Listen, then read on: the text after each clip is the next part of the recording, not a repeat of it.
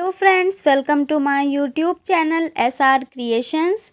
दोस्तों, आज हम बात करेंगे तुर्की के समुद्र के बारे में, जिसमें सी स्नॉट ने मचाई है तबाही। महासंकट से घबराए राष्ट्रपति तैयब एर्दोगान। तो आइए जानते हैं क्या है ये सी स्नॉट। तुर्की के सी ऑफ मरमरा को समुद्री गोंद या सी स्नॉट ने ढक लिया है और इससे बड़ी तादाद में समुद्री जीवों के मरने की आशंका जताई जाने लगी है। जेली के जैसा यह पदार्थ उस समय पैदा होता है जब शैवाल जलवायु परिवर्तन और जल प्रदूषण की वजह से पोषक तत्वों से भर जाता है। समुद्र के अंदर जेली के फैलने पर पर्यावरणविदों और बायोलॉजिस्टों ने चेतावनी दी है।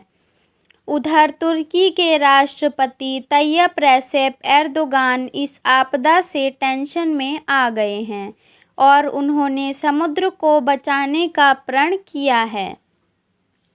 तुर्की में सी स्नॉट का पहला मामला वर्ष 2007 में आया था, लेकिन इस साल यह बहुत ज़्यादा बढ़ गया है।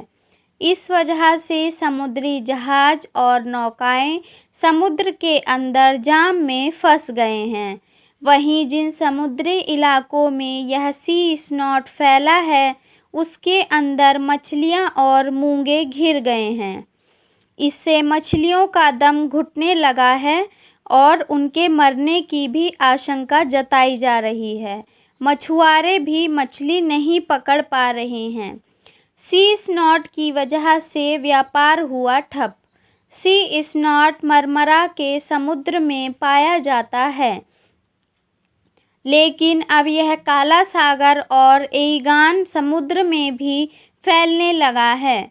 विशेषज्ञों का आरोप है कि केमिकल और औद्योगिक कचरे तथा जलवायु परिवर्तन की वजह से यह फैल रहा है। मरमरा समुद्र काला सागर और एगियान समुद्र को जोड़ता है। इसकी सीमा पर तुर्की के 5 राज्य हैं और देश की सबसे अधिक आबादी वाला शहर इस्तांबुल भी इसके तट पर मौजूद है।